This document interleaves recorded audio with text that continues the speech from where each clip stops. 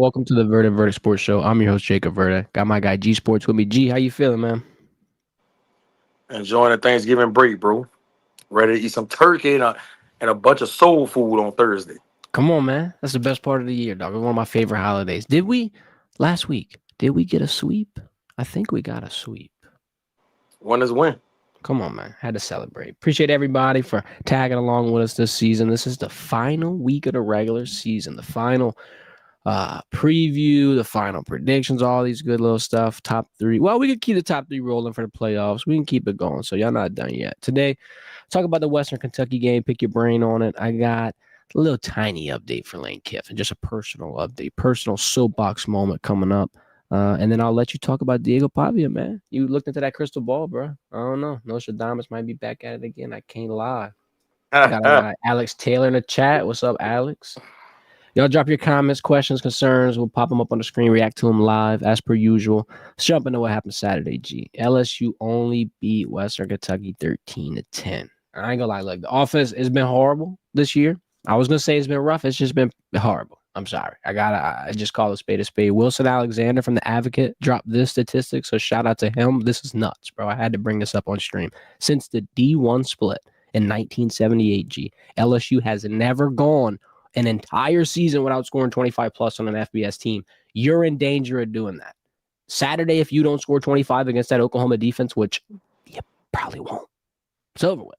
This will statistically be one of the worst offenses LSU's put up. If you look at what they did Saturday, 3 of 16 on third downs, 9 flags for 69 yards, 2 turnovers, 2 failed fourth downs. I'll be positive, though. The defense showed up.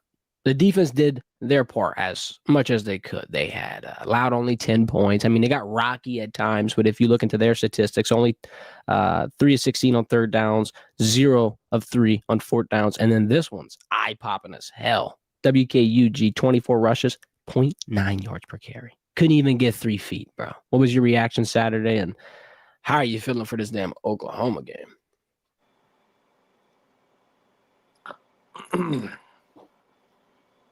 The offensive line continues to struggle. I think that Michael Van Buren had some good moments in that game. They couldn't get into the end zone and the red zone. I think that was really the issue, bro. Like some of the play calling that they tried to make when they was in the red zone, I thought it was some good calls. They just couldn't execute it. Like the one he threw to Barry and Brown in the back of the end zone. Yep. If it's like if he gets that ball to him maybe like 0.5, 0.7 seconds quicker, it's probably a touchdown. The one when he ran and got tackled on the 2-yard line, got to get in there right there. They was just a few inches away. And this is a game of inches from getting in the end zone and putting up multiple touchdowns in that game. So I don't think it's something to look at and look at Michael Van Buren as a person that can't get the job done. I like some things that he did. I think he's still trying to get comfortable in that offense.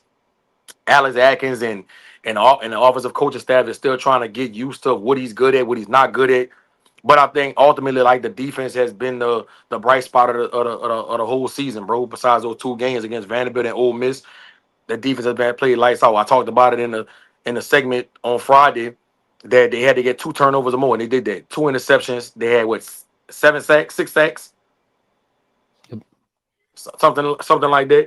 I thought Jamarian Butler had a really good game coming off the edge. Probably was his best game of the season.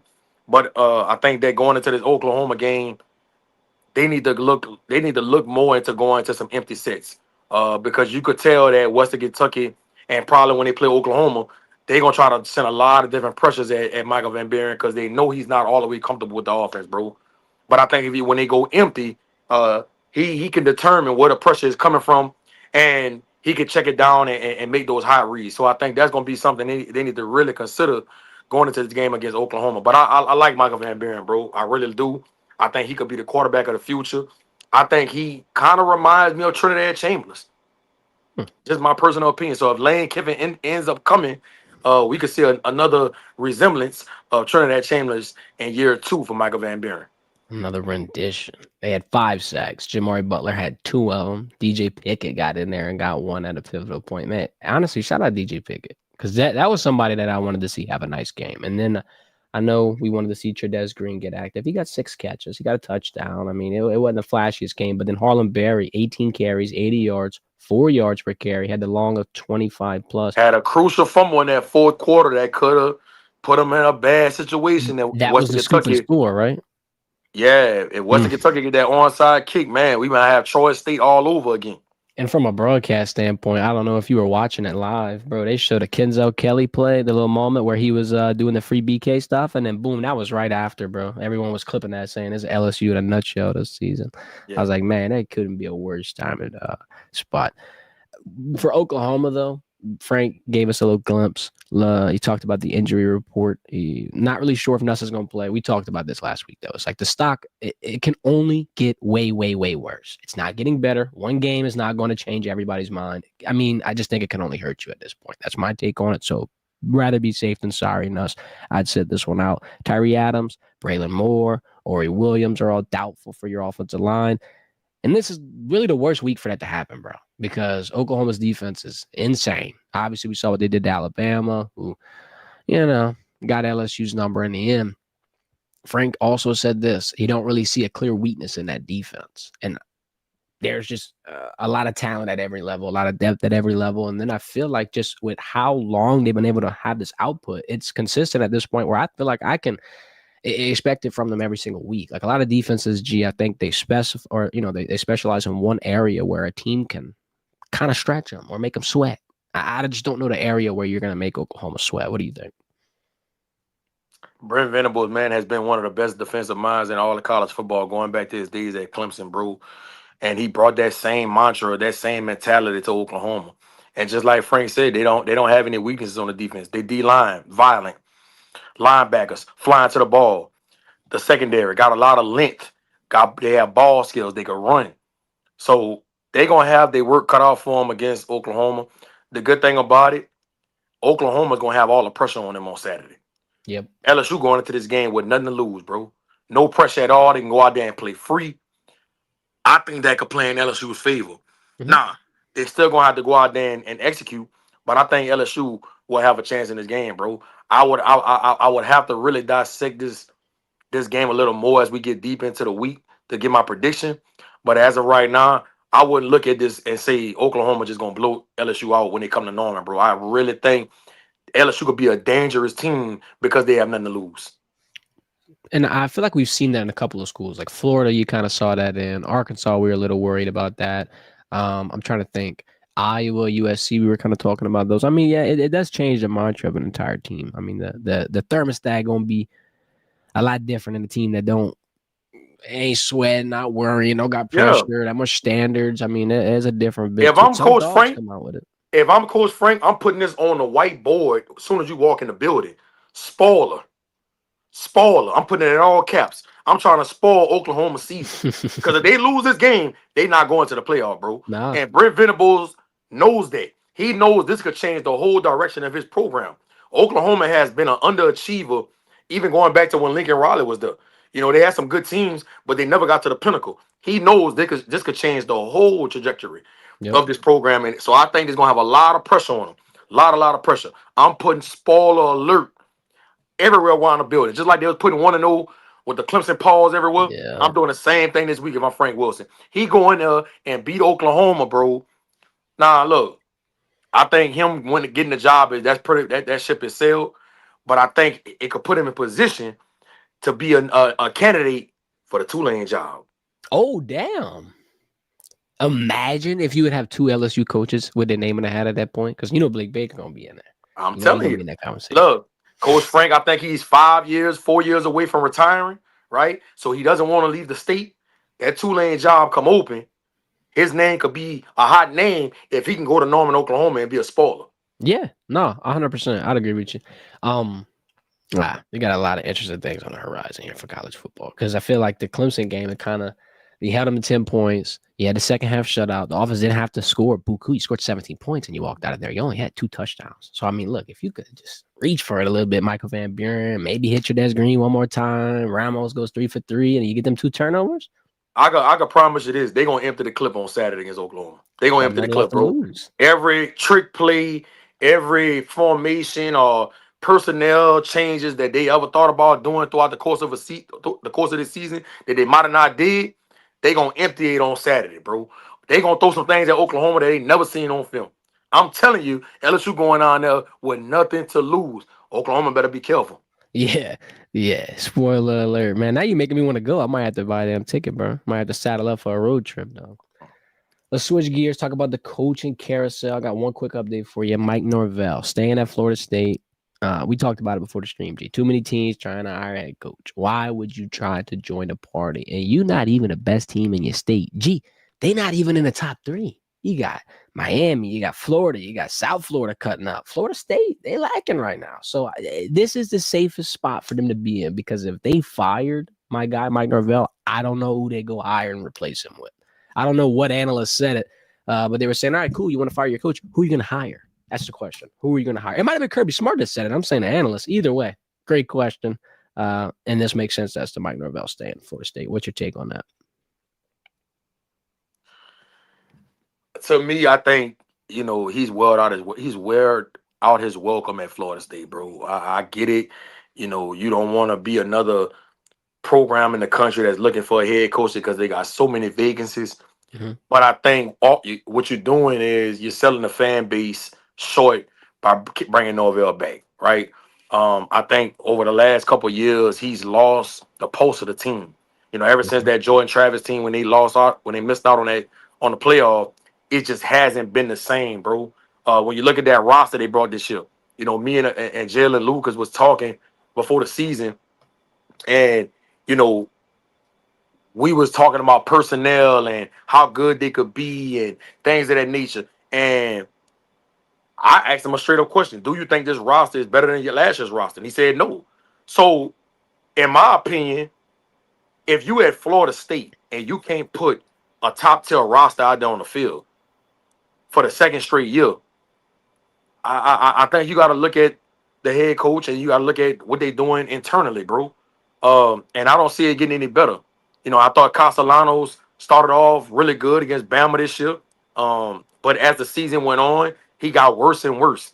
As a testament to what's going on inside that building, inside practice and the developmental thing.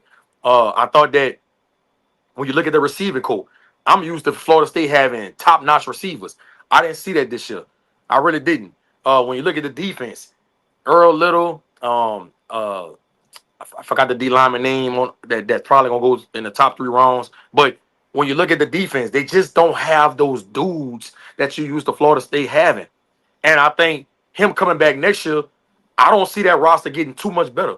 They probably gonna get a couple kids in the portal here and there. You probably gonna get a couple high school kids that could play. But I just don't see this getting any better for Florida State. And I think it would be smart for them to part ways with Norvell. Does that mean Norvell is a bad coach? I don't think that. I think he just need to change the scenery, and I think they need to move in a different direction. That's just my personal opinion. So it reminds you kind of like the Saints with Dennis Allen when they tried to make it work in the end. They just stretched it and stretched it. That kick the can down the road type deal. Yeah. I could see that. For Lane Kiffin now, I've heard just about every damn rumor I could hear.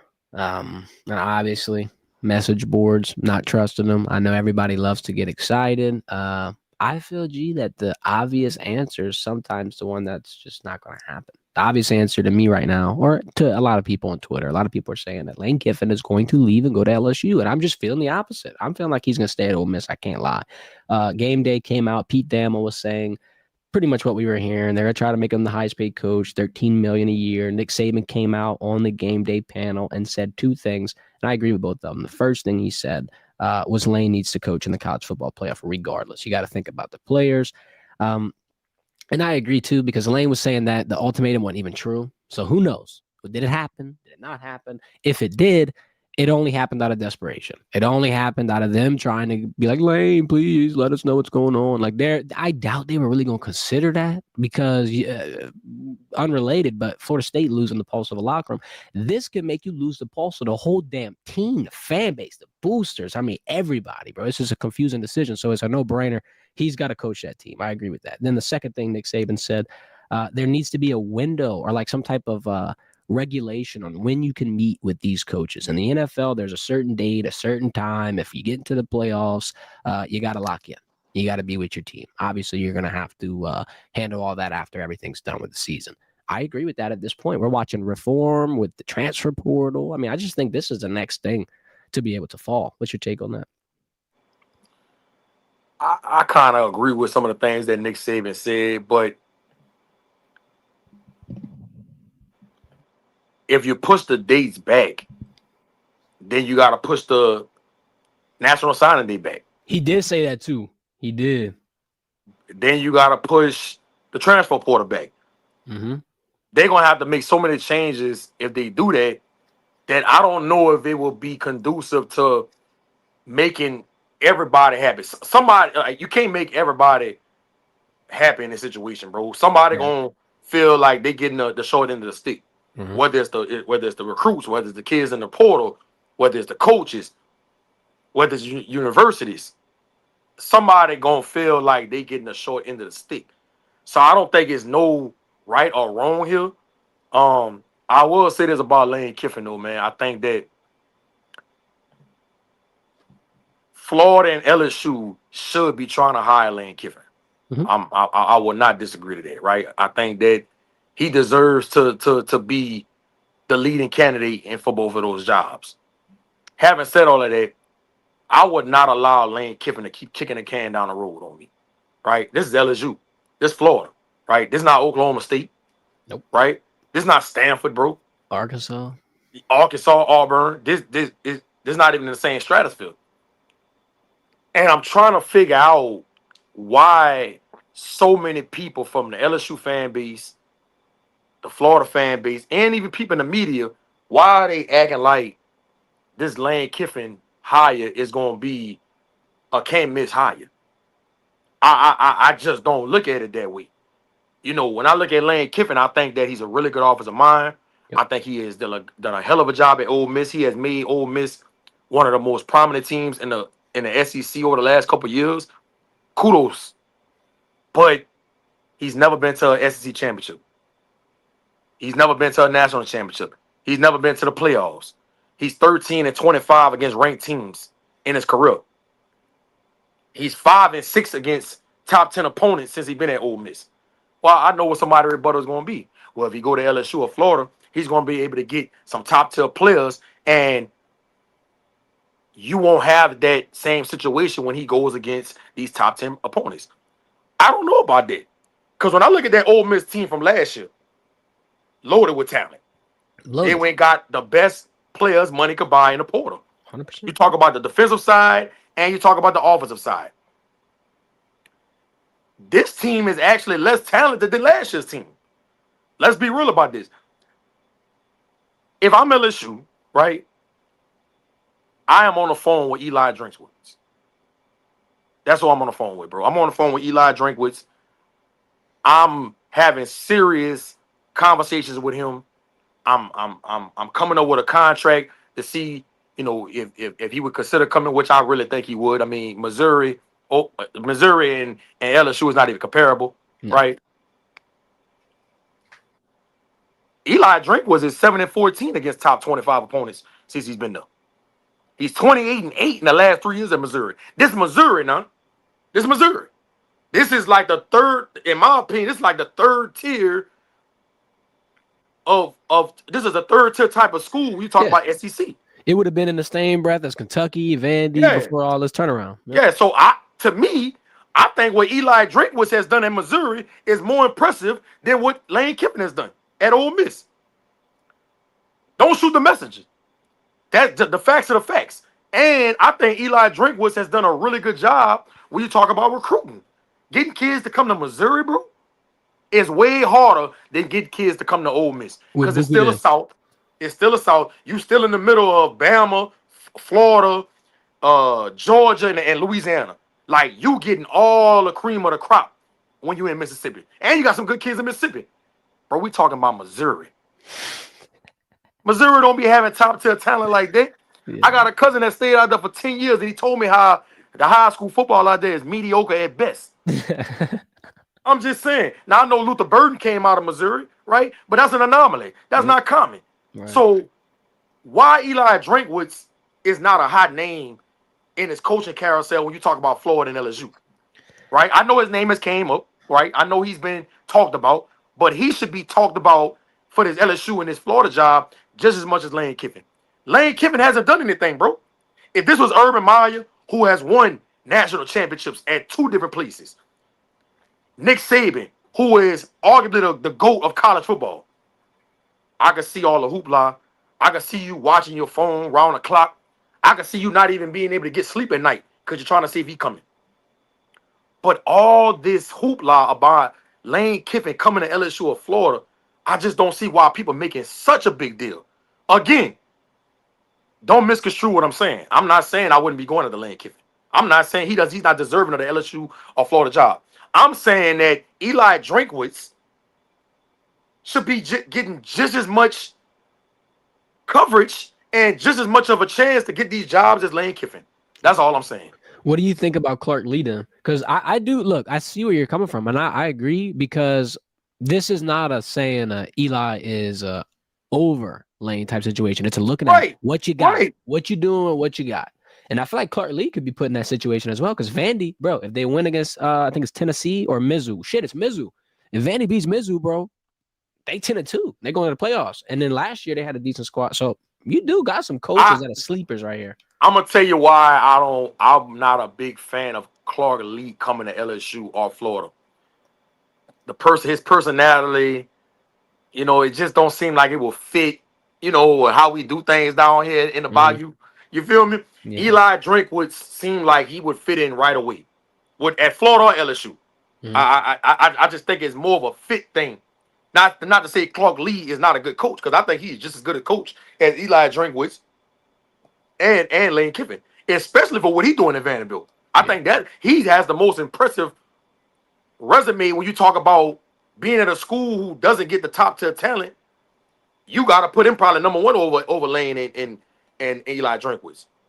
But I think when you talk about the offensive philosophy, the personality, being at a school like Missouri who doesn't get these top tier players, I think Eli Drinkwitz should be getting just as much of a chance for these jobs as Lane Kiffin, bro. I really believe that. And then you could even go back when he was at Appalachian State, right? I think he went 12-1, won the conference, and was one of the best teams in the country, especially when you talk about Group of 5 schools. I believe in Eli Drinkwitz. And if I'm Verge Osbury, if I'm the chancellor, if I'm the president, I am having extensive talks with Eli Drinkwitz. And I'll take this a step further.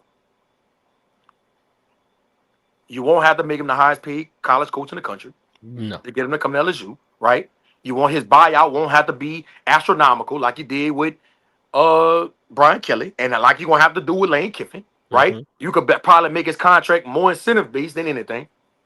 And then I'll take it a step further, bro. Blake Baker played coach with Eli Drinkwitz before he came to LSU. So I think that would make Blake a shoo-in to be the DC for the next year if he don't get the Tulane job. Now I think it's an easy transition going into the following season for LSU. That's just how I look at it, bro. And look, I know people probably looking at Missouri this year like, man, they're 7-4. Bro, their starting quarterback was hurt for like 2 of those games or 3 of those games. He just came back. If he don't get hurt, who knows how Missouri's season goes? Yep, I agree. Excuse me. I feel like for the Lane Kiffin situation, too, going to your point about the buyout, making him the highest paid coach, that's going to come with such an unsurmountable amount of pressure. Because, right now, what's the benchmark? What was the benchmark for Brian Kelly the whole 4-year span? It was make the playoffs, get into the top 12 with a guy who is already in the playoffs at Ole Miss, poaching him from a playoff caliber team, making him a number 1 highest paid coach. By the way, there's only 3 coaches right now active with a national championship. If you don't believe me, you can Google me. You got Dabo Swinney, Ryan Day, Kirby Smart. He would be paid more than every single one of them. Kirby has 2 rings. Ryan Day just got his first ring.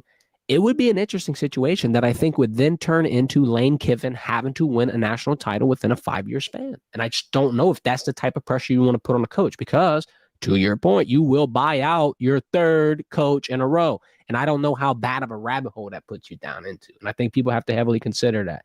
I'll say it one more time. This is what I think happened.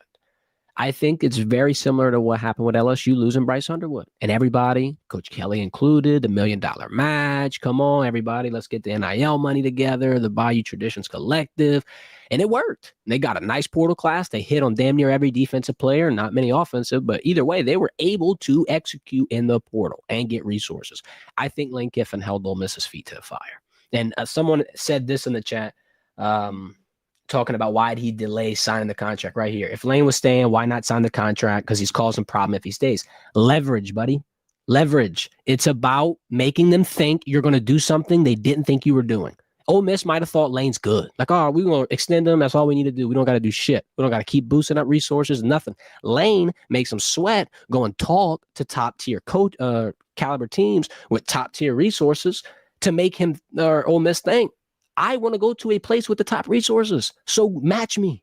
Give me the top resources. Put me around the top boosters, whatever the case may be. I think that he is doing this from a leverage standpoint to be the highest paid, to stay in Oxford, and to be able to compete with the LSUs, the Texas, the A&Ms, whatever the point. I think that's what he's doing. If you had to ask me to lock a bet in right now, Lane Kiffin staying in Oxford. That's what I think. And then to your point, I think you got to go look at plan B. And if it's Drink, if it's Dillingham, whatever the case may be, it could be a better situation because of the money. I just don't know if Lane Kiffin's going to make this decision. And look, I got a strange feeling that LSU is going all in on Lane. They're not even talking to Eli Drinks. Now, this ain't nothing nobody told me. This is just the vibe I get when I talk to people over there at LSU and in that building and some of my sources, bro. It just seems like they think they going to get Lane. Right. And I'm not saying they're not going to get Lane, but what if you don't get him? Right. And you allow Eli Drinkwitz to go to damn Florida or Auburn at the altar, right? You know what I'm saying? And now you scrambling, go and get somebody that really shouldn't be the head coach of LSU.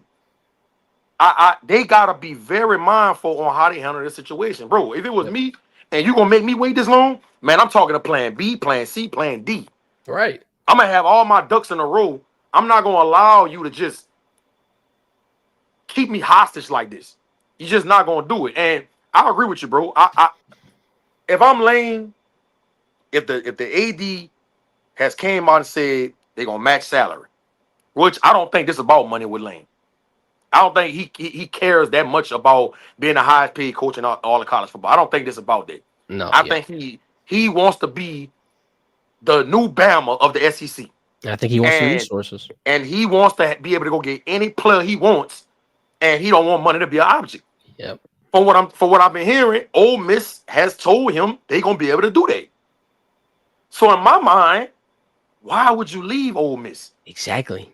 Why would you leave Ole Miss, bro? To me, you go to Florida, you just add on to their history. You go to LSU, you just add on to the history, bro. You do this at Ole Miss, you could do like what Nick Saban did at Bama, right? You could do the same thing Saban did at Bama, bro. You could get to the field named after you in Oxford, the Lane Kiffin Field, before you retire. Lane Kiffin Field House.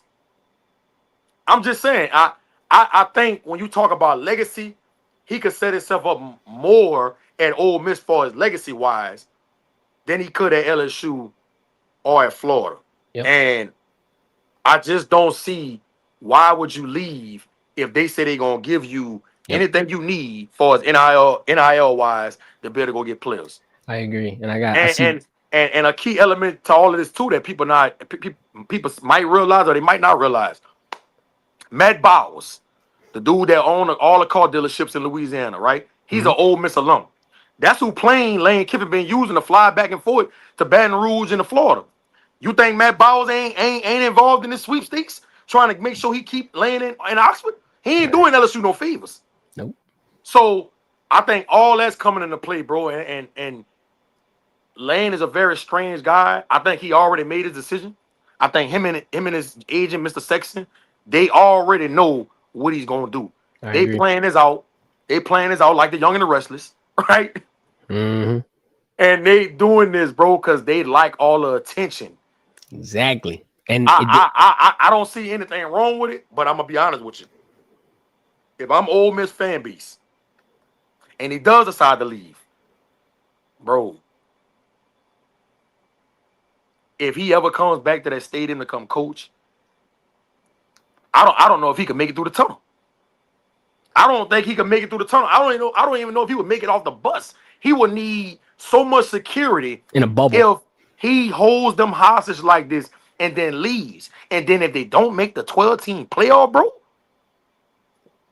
man, this could be something similar to when Trump was talking at the press conference and somebody tried to assassinate him. Like, it could get that bad. That's how Yeah. passionate these fans get, bro. You don't want to piss off no rednecks, G. I'm telling you. They I'm love telling their you. football, bro. I want to respond to this one right here. This person was saying, all right, this guy Stanley. Contracts are all similar. Leverage is not a factor. They'll give him whatever he wants in Oxford. Let me tell you why this just doesn't make sense to me. How is leverage not a factor when you just said they will give him whatever he wants in Oxford? Why do you think Oxford's going to give him whatever he wants? Because Florida ain't LSU said. Exactly. They're afraid that there are more attractive offers, which there are. This is the point about holding feet to the fire, that you're going to get a better offer if you sit here and act like you're going to leave and hold their feet. I mean, I feel like this is just the most obvious scenario here. And then I saw this one as well. Our guy AP was saying Lane Sun was wearing LSU headphones Friday night. Guess what?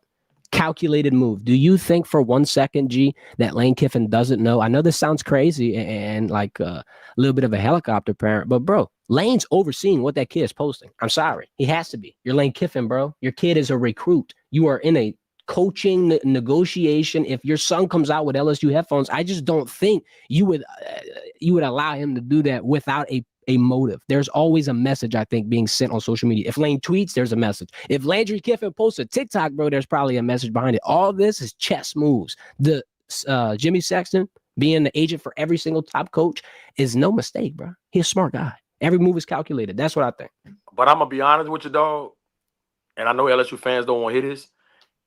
If you're talking about the short term, having the ability to be at the top of the SEC and having an opportunity to be in the playoff as soon as possible and have a legitimate shot to compete for a national championship, Florida is the job.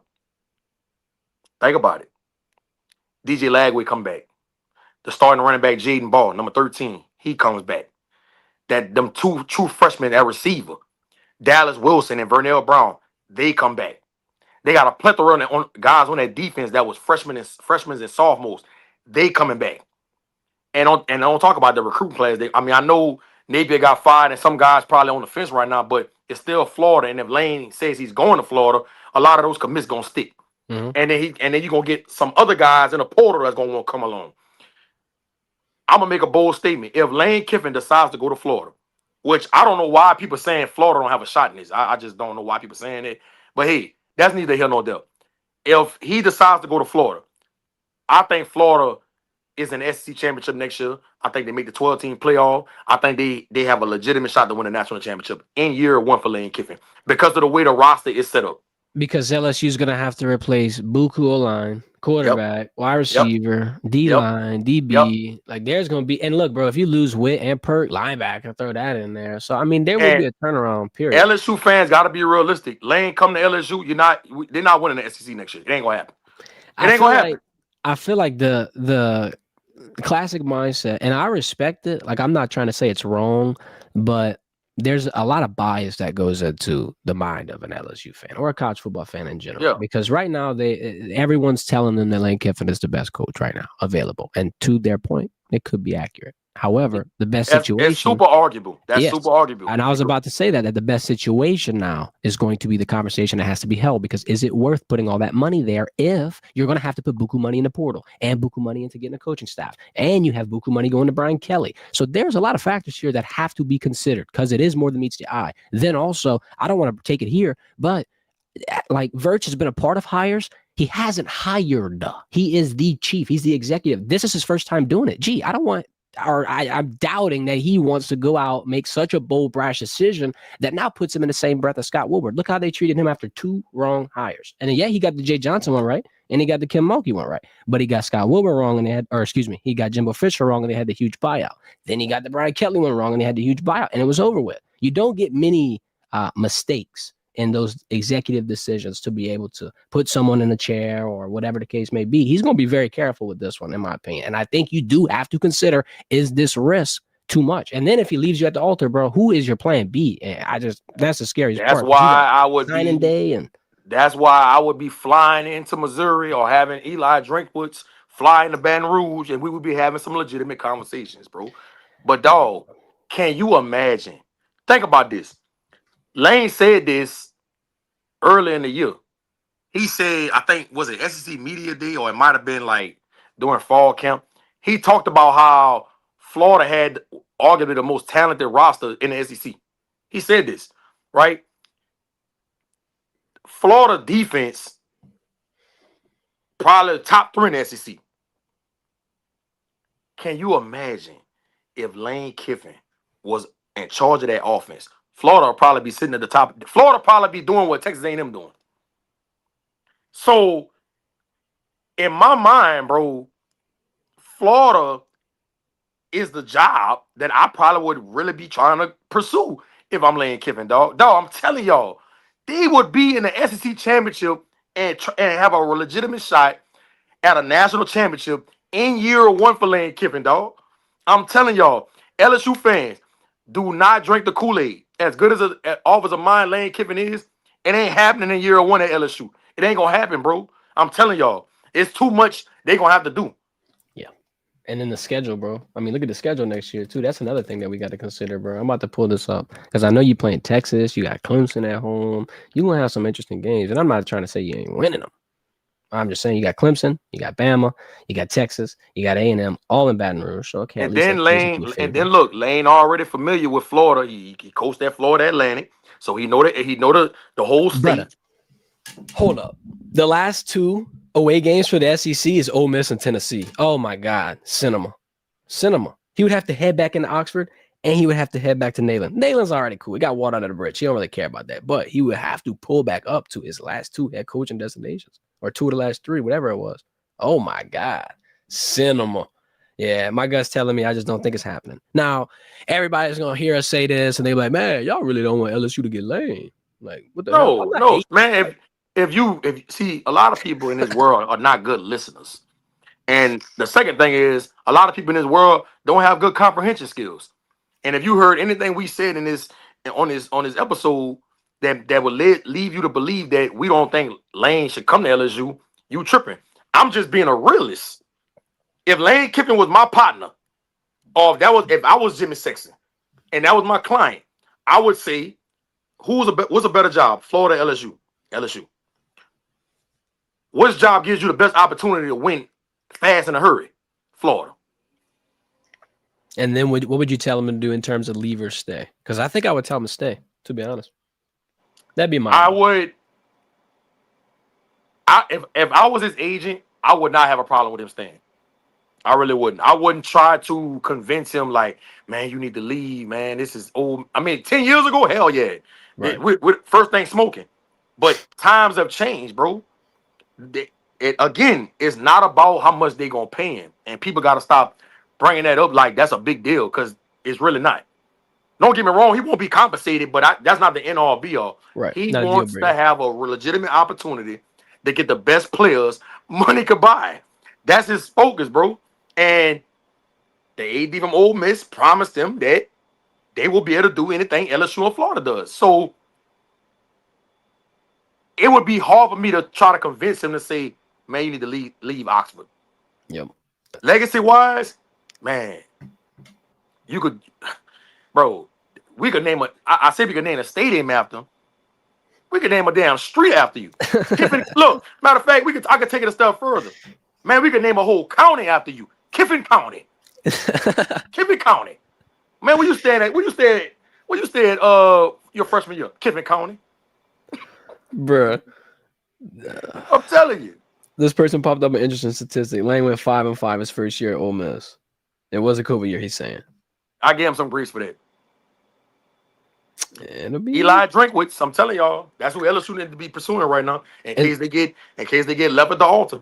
I want to pop one of these comments back up too. I don't know if I'm gonna be able to find it. A lot of people are murking.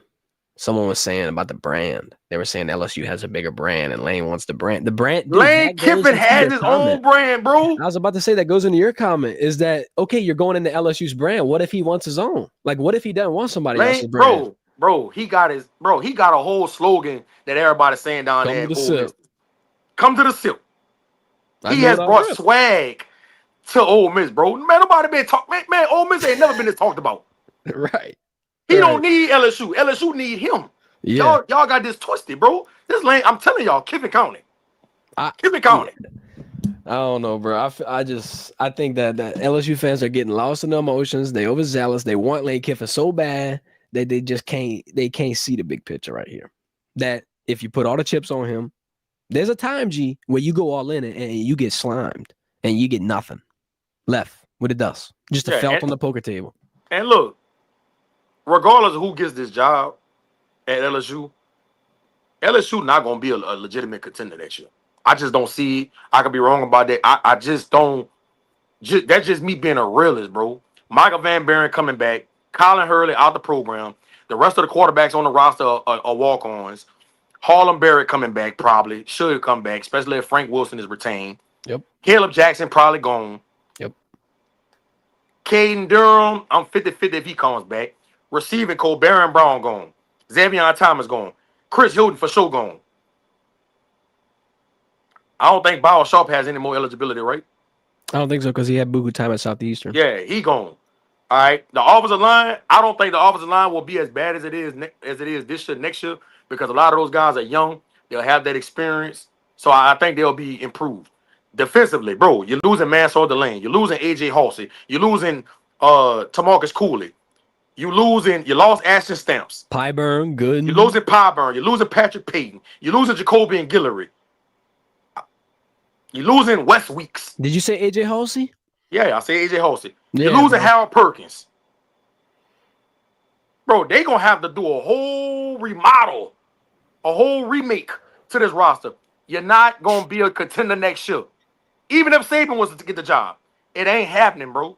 It ain't happening. And that's the thing about the transfer portal, too, that Nick Saban was saying you don't always want to build it consistently through that because at this point, you're a rental player in, bro. You got 365 days with them at best. Sometimes not even. And I've been saying that, dog. Man, you look at the national championship team from Michigan. 80% of that roster was guys they recruited. Yep. Look at what Georgia was been doing since the portal and stuff started. 80% of their roster comes from their high school recruiting, bro. Because they get guys, they develop them, and they just keep them coming in. Keep it coming in. Now, they still dip and dab in the portal, right? Like this year, they got Noah Thomas, the receiver from A&M. They got Zachariah Branch from USC, right? But most of these guys are guys that they had in the program or Gunnar Stockton. The quarterback, I was about to say, yeah. The last Gunnar Stockton was already there. You know, Delp was already there. Nate Frazier, the starting running back, was already there, right? You talk about the defense with Wilson and the corners, Dalen Everett. You know, they all these guys were already there. And there's the guys that Kirby Smart recruited into the program, right? You look at A&M, right?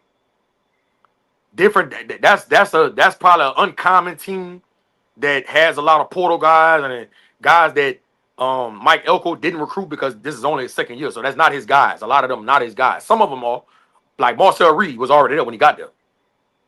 So that's uncommon, though. That's not something you're gonna see consistently winning and having an opportunity to be a contender for a national championship in college football.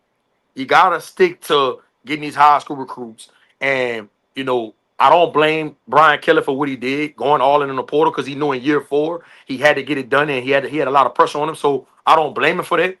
But whoever gets this job, you're gonna have to pick up the pieces, bro, and start developing your own culture and getting high school kids in there and developing them. That's the only way you're gonna be able to sustain success at a program like that.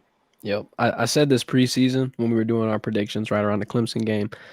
There has not been a national champion in the portal era that has brought in more than 9 transfers, and LSU brought in 18. And we talked about who are you going to hit on and who are you going to miss on. That's pivotal. And the defensive guys, they did hit on, which helped. But on the offense, there were some misses that you did you kind of saw through. A few. Who won the Natty last year? It was Ohio State. Ohio State. Look, Ohio State, right? Now, they did bring in Will Howard from Kansas State, right? And they brought in Junkins from Ole Miss. Yep. But they recruited Smith. Yeah, but the bulk of their roster, bro, that's their recruits. Jack Sawyer, I'm pretty sure. Jack Sawyer, he was already there. Yep. You know, so Caleb Downs, so that was another one they got at the port. Yeah, I think they grabbed him from Bama. Again, Ohio State, 80% of their roster it's guys they recruited there. I like what you just said about Ohio State, though, because think about it. So they bringing in less than 10 transfers, but we just rattled off 3 of them in Judkins, Howard, and Downs that were huge impacts. They weren't even just hits, bro. They were a home run, smash out of the park, grand slam, walk off, bro. Like jog around the bases and throw the bat. It killed it. They were starters that are going to be, I don't know about long tenured NFL veterans, but they can be productive. They can be specialists. They're a good piece to. And see, that's my mindset, man. If I'm coaching college football and I'm going into the portal, bro, I'm not going to get guys at the portal that's going to be rotational guys, or going to get guys at the portal that's going to be a role player in a sense. I'm going to get studs out the portal. And if you do that, you ain't got to go get 18 guys. You go get you by about 7 to 10, give or take, and make sure those 7 to 10 are studs. And then the rest of your roster is guys you recruited that's part of your culture, that understands your culture. Now those 7 to 10 guys that come in, it's not that hard of a transition. Yep. You don't have too many guys coming in trying to figure it out. I think that's the best recipe for success if you want to sustain consistency, having an opportunity to compete for a national championship year in and year out. That's just my thought process. With that method, you don't got to spend that much money too, because there is a thing about having resources, but there's a bigger benefit when you know how to allocate those resources. Bro, if you got money and you just lighting on fire in your backyard, you don't have money. If you have money and you know how to move it around and do things with it, make it work for you, then all right, cool, yeah, you got money. So I feel like these schools, they got to have a process that's actually tried and true. And you're going to have to play with it a little bit. And obviously, when you're a new coach and you're at a new school, it's going to take some time. It's not going to be a 1-year solution. But I would much rather a smarter approach where you're taking calculated shots rather than just spraying and praying and hoping, all right, I bring in 24, 1,000 of them are going to be good. Like, I don't know. I ain't with that. You know what's going to be so crazy out of all of this, though? If Lane does leave, John Summerall is supposed to be the front runner for that Ole Miss job. Man, that would be something to see if that happened. Because he take the torch and run with it. You think? Yeah, I mean, now look, there's another thing people not thinking about. If Lane does leave Ole Miss, whoever gets that job is set up for success. Yes. Right? The infrastructure, the NIL, the boosters, the chip on the shoulder, the way he's got that whole system running like they did at Bama, in a sense. Not Bama, but kind of, you know, from the things that Pete Golden has told me, the way they run things is very similar to what Nick Saban did. This is going to be something to the degree of when Les Miles took over for Nick Saban, when Barrett Switzer took over for Jimmy Johnson with the Cowboys, like when John Gruden took over for the Tampa Bay Buccaneers when Tony Dungy was let go. I think it's very similar to that. Kalen DeBoer taking over for Nick Saban. I really think that whoever gets that Ole Miss job is going to be set up for success, more so than the Arkansas and the Auburn job. So if John Summerall does get that Ole Miss job, which that's what everybody's saying, I can see him having success early. When I say success, I'm not saying SEC championship and things of that nature. I'm saying, 89 wins to start it off, and then he's building on it. And then now, probably like year 2, year 3, he's one of the top teams in the SEC. And if you put him in that building with a guy like Matt Bowers, who just watched Lane Kiffin walk out, buddy, it's about to get interesting. Because they're going to go out there. They're going to have a chip on their shoulder. I can't lie to you. It'll be interesting. Matt Bowers, I know Matt Bowers probably blowing Lane up hour on the hour, bro. Yeah. Bro, you know how many air miles they said Matt Bowers plane has went since all this stuff that started with Lane? Nah, how much? Oh, they said it's like over 50,000 like miles in the air. Now, I don't know how true that is, but that's just the word on the street. Oh my God, I gotta know exactly how much that costs to be able to put up per mile. Oh, Matt Bowers got that bread, bro. Got that bread, dog. They play real life CFB dynasty, dog. Yeah, money ain't a thing to him, bro. It's a blank check. Put it on the table, man. 0, man. He good, bro. I agree, bro. This is the moral of the story for this episode. Before we get out of here, is that would Lane Kiffin be a good option? But there are other good options there. I think that's the message we are trying to talk about. Is that if you don't get Lane Kiffin, LSU's not screwed. Matter of fact, they could have a blessing in disguise. I think that's what we're trying to open eyes for. So if they don't get Lane, right? Say they don't get Lane Mm-hmm. and they don't get Eli Drinkwitz. After that, I really don't see anyone else in college football that fits the mold of being the next LSU head coach. Don't tell me nothing about Kellen Denningham. I don't think he's a good fit. Not saying he's not a good coach. I don't think he's a good fit for LSU, and I don't think he's done enough, in my humble opinion, to get an LSU job. What if you think how restless you think they can make Dan Lanning? That's the only one in my mind. I know he said no, and I know he's got the Nike money, and And it's Atlanta like, would be a fool to leave Oregon, bro. He would be a and he got fool, a bro. $20 million buyout, so that's a tough spot for LSU. You Yeah, end I up don't know look, what they do, bro. you in the Big Ten, right? Well, only teams you got to worry about is Ohio State, Michigan, Maybe Pittsburgh. every other year. Not right now. Penn State is in a bad place. Yeah, USC can't win a big game. Why would you leave Oregon and come to the SEC when you got to go against this juggernaut of teams week in and week out? yeah. It'll be Indiana, Ohio State, and Oregon for the next 5 years, maybe even longer, bro. They do have like a seat at the table, similar to ACC, where it's like you don't even got like, bro. You could lose 2 games. I don't know if you can lose 2 games every year and be guaranteed, but it feels like it's a less competitive conference than the SEC because there will be 2 lost SEC teams that probably sit out. But Yeah. Dan in Lanning can't do no wrong at Oregon, bro. and Nike rich, bro. I'm wearing a he damn would Nike hoodie right now. he would be a fool to leave from that situation. I agree. But Shaq out of here. Appreciate everybody for tuning in. We will be American Patriots agreeing with us. He said Lanning is dying in Oregon. All right. Shout out Dan Lanning, man. I wonder if he's gonna get a natty by the end of it. Somebody said John Gruden in the chat. John Gruden. Can I get your reaction to that before we get out of here? John Gruden. I know John Gruden has said it publicly a number of times that he wants to coach in the SEC. I know some NFL players that played for John Gruden. You know, Meek Robinson from the Tribe Paris was drafted by John Gruden with the Raiders. And it's like 50-50 when you talk about players that played for him. You know, you got some players say they couldn't stand him. They didn't like his coaching approach. They didn't like how his relationship with the players. And then you got other guys that said he's a really good offensive mind and he knows how to run a offense and he knows how to run a team. So to me, I just don't know. And then some of the reports that came out when he got fired from the Raiders, bro, it was very disturbing. I know some of that stuff is supposed to be alleged, and some of it could be true, some of it can't be true. I don't know, but I don't think that would be a good fit to come to LSU. That's just my personal opinion. I know some people probably would like it, but me personally, I wouldn't like that fit. Just too many question marks. And I think it goes back to that Verge thing, bro. Like this is his first hire. He will be judged off this hire. I think it's them putting him in the position to make the hire is a good decision. And I'm not saying that it's not. I'm just saying he has to make a smart choice because if he will be LSU's AD for 10 to 15 years, will be determined on this move. I think. Nothing is for sure. You know, when they hired when Scott Woodward hired Brian Kelly, everybody just knew he was going to win a national championship within 4 years. You know, the all-time winningest coach out of all the active coaches. He had just came off a playoff berth with Notre Dame. So everybody just assumed that he was going to come down here and wreck shop.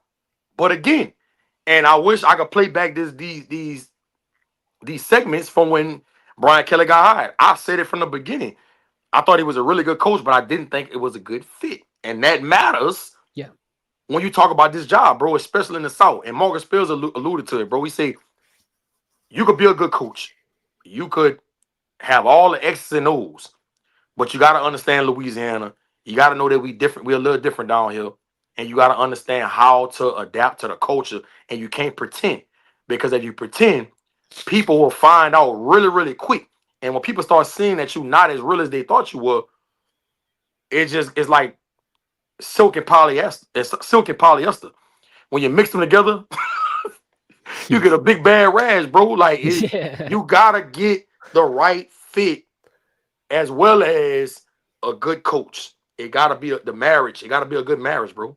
It does, especially in this day and age, bro. Like you're not gonna have kids locked in for years. Every year you're gonna have to be preaching to these kids why you're staying and what the vision is and what the plan is for you. And if you can't communicate that to them, don't matter how smart you are, how good you are, or what you've done. You got to be able to rally the troops, man. That's my opinion.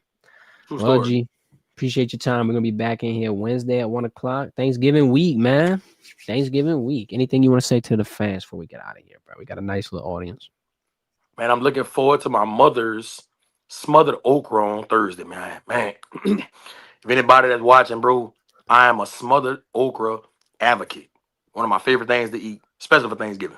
I ain't never had it. I did the pickled okra. I don't know if I've Man, ever no, done bro, you got to smothered. get some smothered okra, bro, with I'm some gonna shrimp try. in them, Okay. with the small chicken wings. Damn. I'm looking for the poodoo. The coot. The what? It's a duck. It's a coot. Pot fried poodoo. I'll send you a picture, bro. Yeah. Never Come on, heard man. of that. Yeah, we got Thanksgiving is a unique holiday because it's like you get to see what everybody's cooking. Like everybody got their own spin on Thanksgiving, especially in Louisiana too. Because I mean, you got people boiling turkeys and stuff. You got some wild stuff going on. Yeah, On my mama's she's making me a strawberry cheesecake from scratch. Damn, bro! Shout out moms. Oh my god, she gonna be in the kitchen all day cooking. For sure. Man, it'll be a good one, bro. Like AP said, happy Thanksgiving to everybody. Happy Thanksgiving. Hope you have safe travels. We getting out of here. Appreciate your time. Hit that thumbs up button. This has been the Verdin Verdict. Y'all enjoy your week.